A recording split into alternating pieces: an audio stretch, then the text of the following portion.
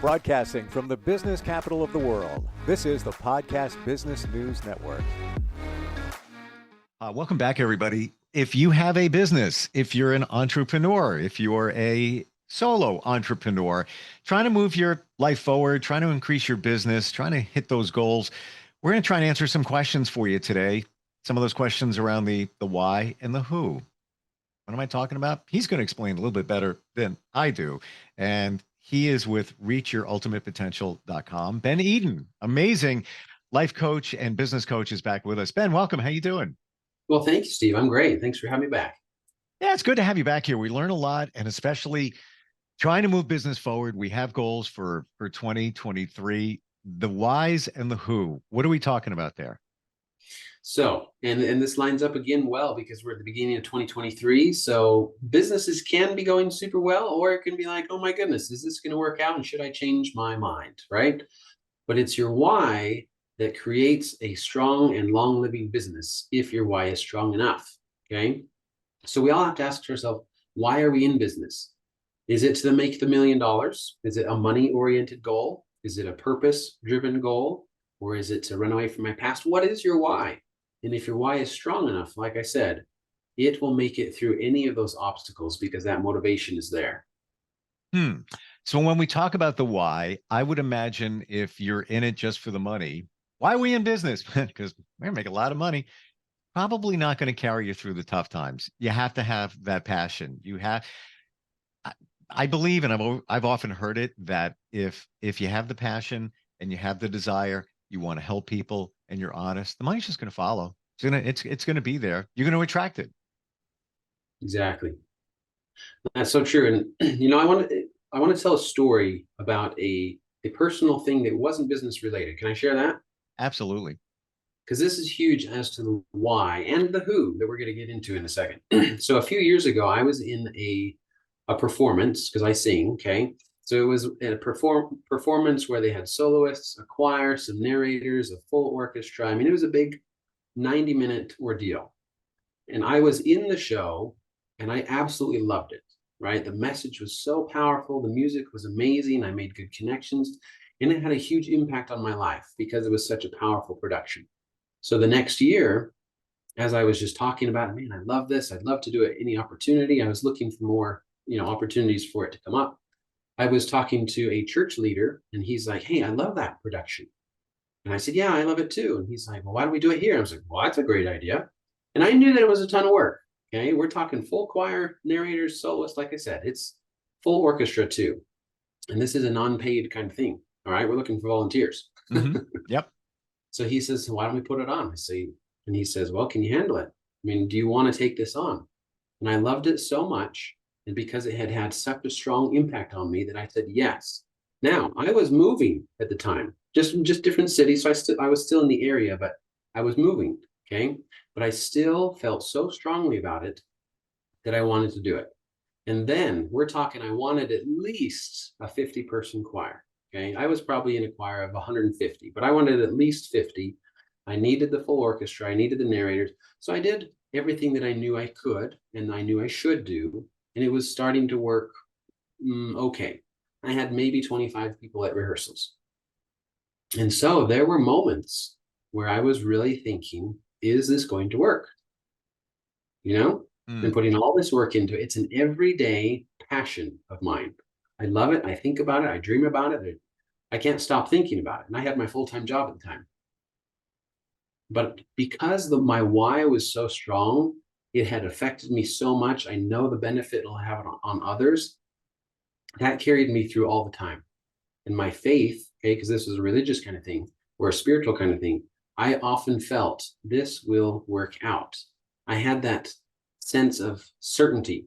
Yep. This will work out. And so even when it looked like it was definitely not working out, I had that certainty, that why, that I will continue to move forward and push forward. So then I would, have stronger prayers. I would reach out to more people. I would try again, right? I would overcome failure because I said, this is going to work. So I am going to put in the work to make it work. Does that make sense? And more than enough. It makes sense. I got to tell you, I get it. I totally get it. So to finish this story, we did this in 2 months, okay? From start to finish. We prepared all of this in 2 months. and we did 3 shows, and we had 3,000 people show up for these 3 shows, which is amazing for what we did. And Yep. so because my why was strong enough, it took us through, it helped me do whatever was necessary to make this happen. That is the power of a why. Don't you feel, Ben, when it's inside you, no matter what it is, if you feel it, this is going to work. There's no doubt about it. It's going to be good. I know no matter what, it's going to happen. It'll be successful. Could be anything. Doesn't it usually turn out that way? It does. Yeah. And you shouldn't ignore it. And I guess that gets back to your intuition and that gut feeling. But even when you come up to those obstacles, when you have a powerful why and you have that in you where you're saying to yourself or yourself is saying to you, this is good. There's no way this can fail. I look at it as like, instead of coming up to a mountain, it's a speed bump. Yep, just go around it. Yep, go around it. Up, yep, moving forward, moving forward. And to your point, music is powerful. Just digression here. At church on Sunday, and I'm walking out and I see the pastor, and I looked in his eyes and I said, "Your band is your secret weapon." And he goes, "I know." Because so when it's good, and it draws people, and there's just an energy there. So I totally get what you're talking about. This is a smaller combo, but they're good, and you feel the passion coming out of them, and they're so talented.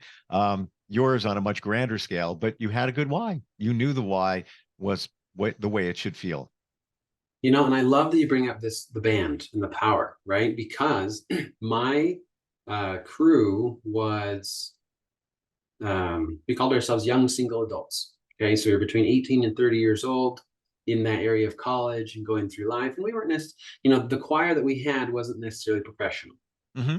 And yet, my mom, for example, who has heard this production in, the one I was in, which was a higher level, and she's heard the actual original, so on and so forth. And she said this one was more powerful because of why we were singing it, right? We felt the power, we had the passion, we shared that message, and that brought more power, right? Yep. Somebody can be doing the same business or following the same road, but you can tell if somebody's passionate about it or not. Say you're doing a book club, right? I don't know why that comes to my mind, but you can be reading this book and saying, "That's cool. Let's turn to page 40. It's fine. What did we learn today? That's awesome." Or you can be like, "Have you heard about this book? This is amazing. The things that you learn, it's changed my life. And if we apply these things, let's have this discussion." And then people are attracted to that energy and that passion, and they get a whole lot more out of that business.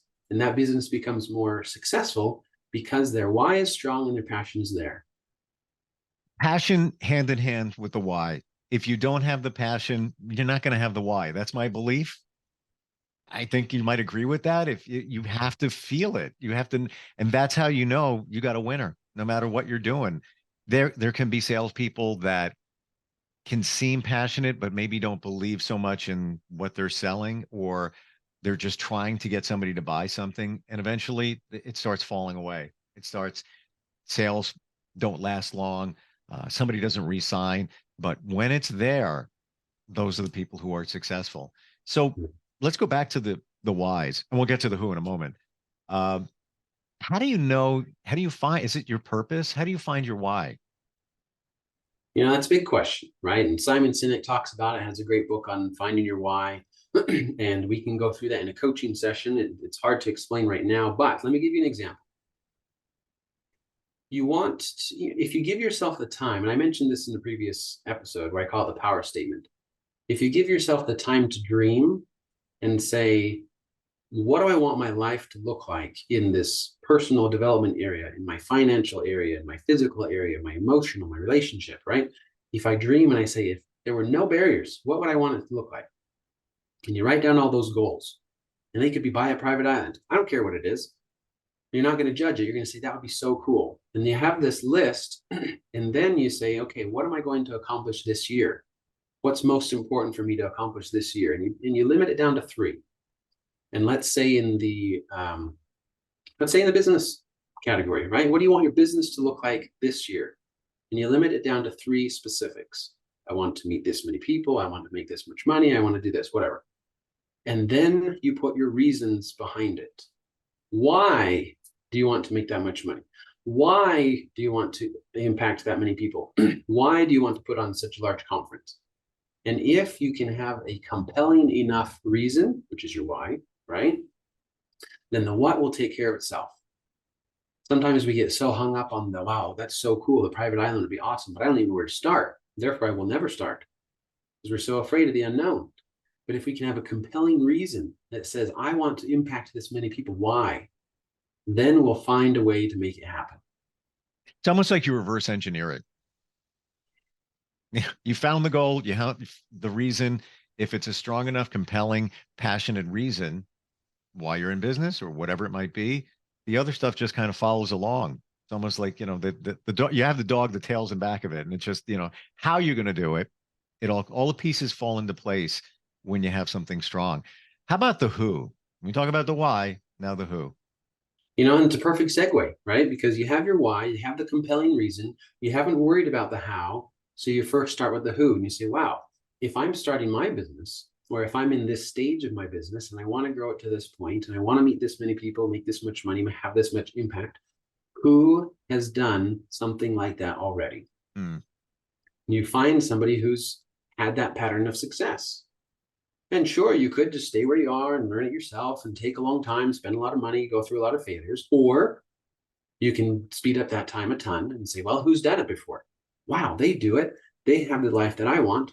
Why don't I reach out to them and see how they can help me? And again, that'll rocket you towards where you want to go. I've done it. I totally agree. And people want to help other people. Even if it's a competitor, we can all work together. And even if you don't initially reach out to somebody, study them, study their website, study what they do, maybe their social media, maybe they have videos. And it's not like you're copying them. I always call it you're emulating. It's like you're going to school. You're taking a piece of what they do and making that yours, and maybe you're blowing it up and making it even larger because it fits you in that way. Or you could look at somebody else that you admire, and it might inspire another idea that you didn't even think of. That's not even their idea. Just their power, their energy inspired you to come up with something that you didn't even think of at that time, right? Exactly. And what I love to say is there's no one right way to do business. But if you find somebody who's been successful at it, then they have found something that works. And if you can learn what that is and apply it, great. You're that much further ahead. If, for whatever reason, you choose to follow somebody and it doesn't work out so well, you can choose to call it a failure, or you can choose to call it an education. It's like I said, you're going to school. You're going to school just by studying people, and start at the top. Some of the top players in your arena, your profession, your occupation. See how they do what they do.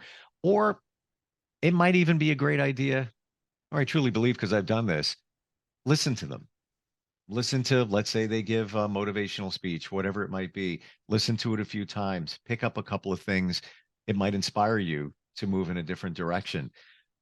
When you work with somebody, Ben, these are questions that you answer for them, or you help them answer these questions?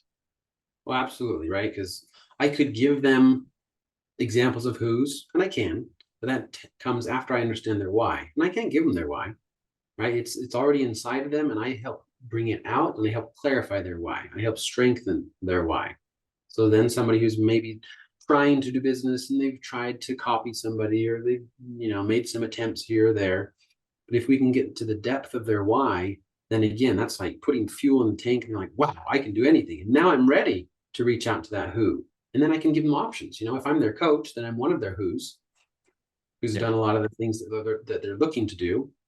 Otherwise, I'm like, okay, well, you need this tax person, you need this lawyer, you need this network, right? You need this book. There are a lot of ways, like you said, to get an education, because what do they say? Leaders are readers, right? The more you learn, the more you grow. And that is a way. If you can keep your mind growing, then your business will have to keep up, right? But if we don't, and we say, well, I'm just going to do it myself, I'm going to isolate because I don't want to fail, and I'm just going to try it until it works. Okay. There's the mountain. Exactly. Get on that. How about setting goals? What's reasonable? Like we talk about the who, and we identify that you should look at somebody or some that you admire, and maybe you find that they're leaders in your field. Is it reasonable to think, okay, tomorrow I'm going to listen to, John Doe, whoever it might be, uh, in a seminar that he's giving? I'm going to watch that. I'm going to go to his website. How do you set those goals and then stay on track with them?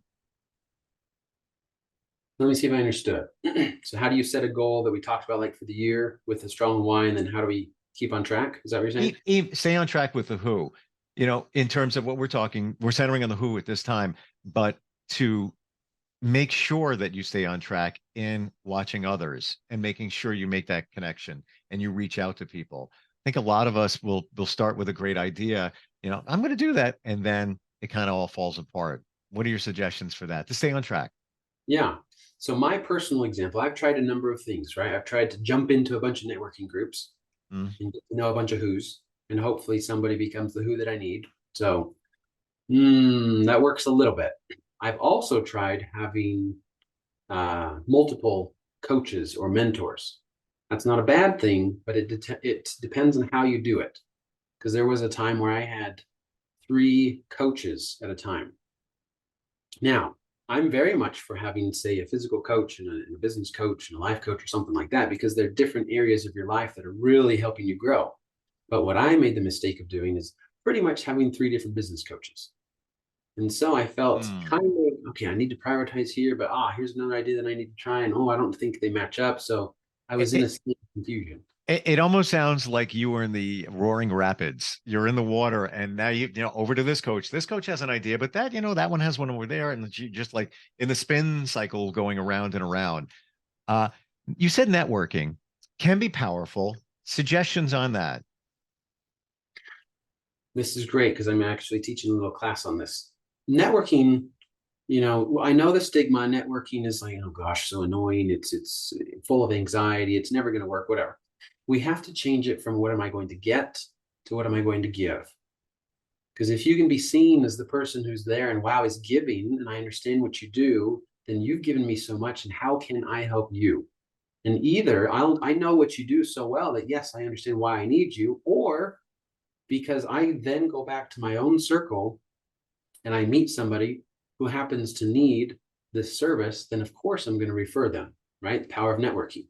But if I go to these networking meetings and I'm like, okay, I'm here for an hour and I better darn get my leads and somebody better buy my stuff, then you're seen as the ravaging wolf as opposed to the giving person that everybody wants to be around.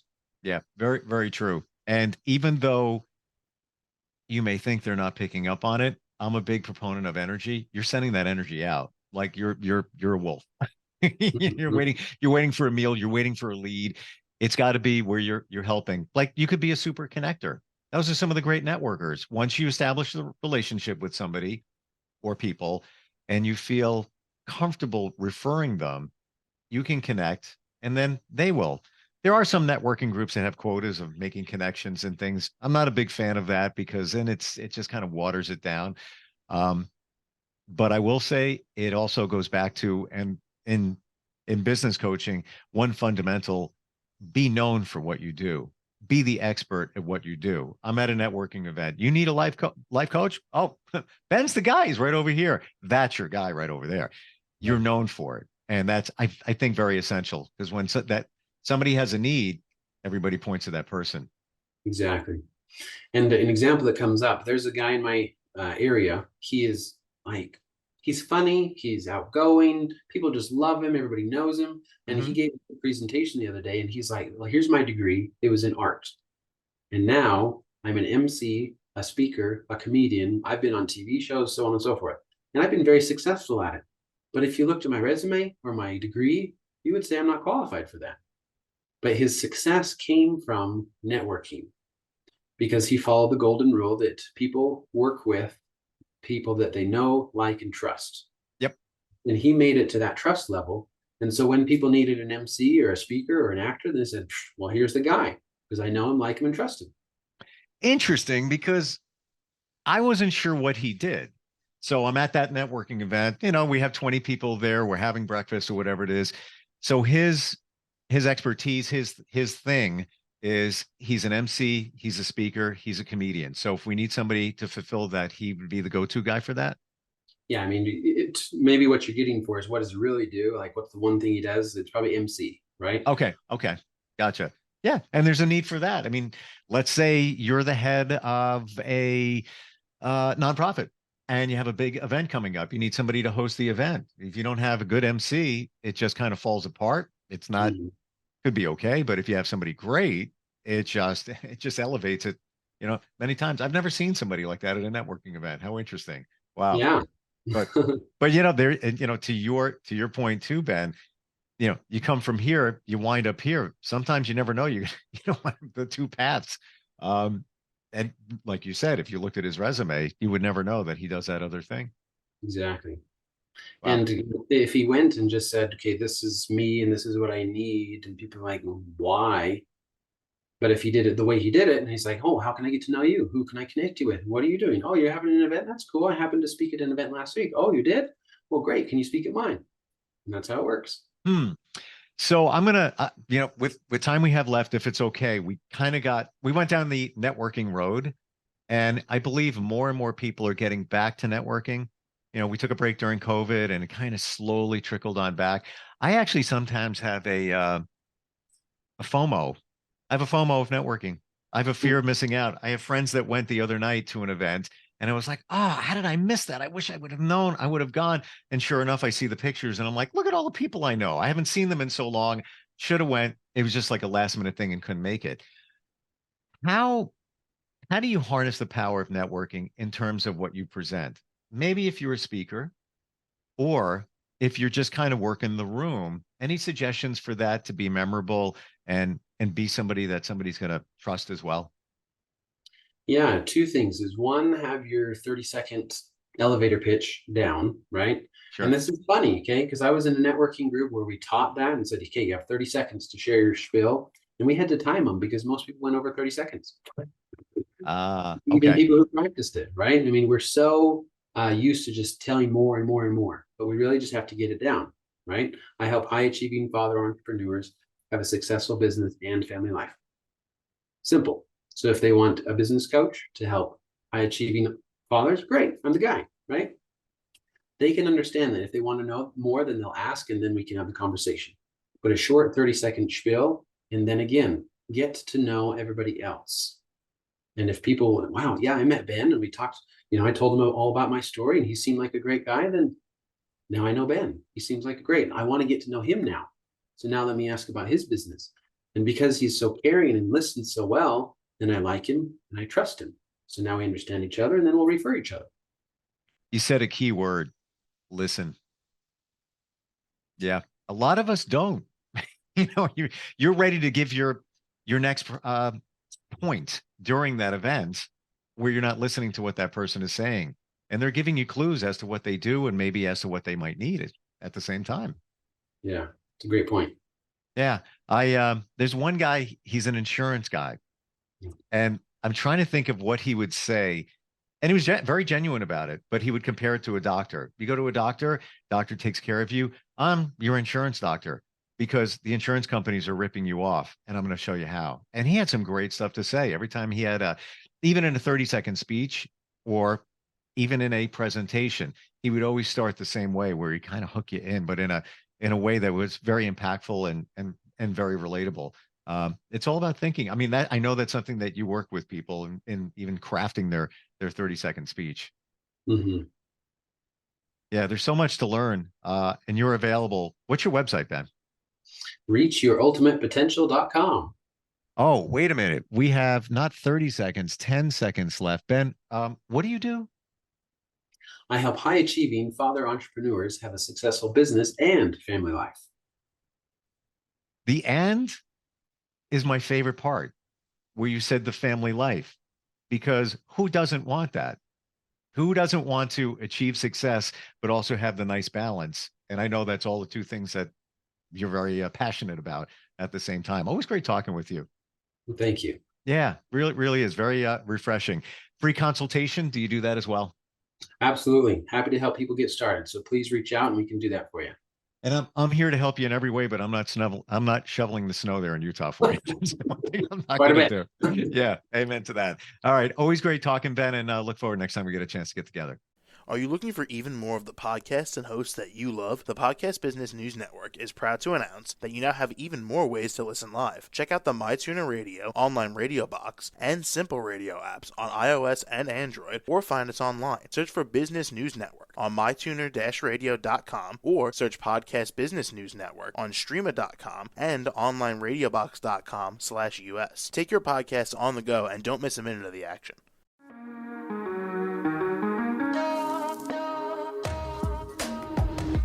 Broadcasting from the business capital of the world, this is the Podcast Business News Network. For nearly 2,000 severely injured veterans, everyday life has become filled with barriers. Day-to-day simple tasks can become pretty daunting. I have to carry my chair up 2 flights of steps or have somebody do it for me. What scares me the most is just the falling. When I'm struggling with my house, I think, to have that one great barrier just knocked down, it's crucial.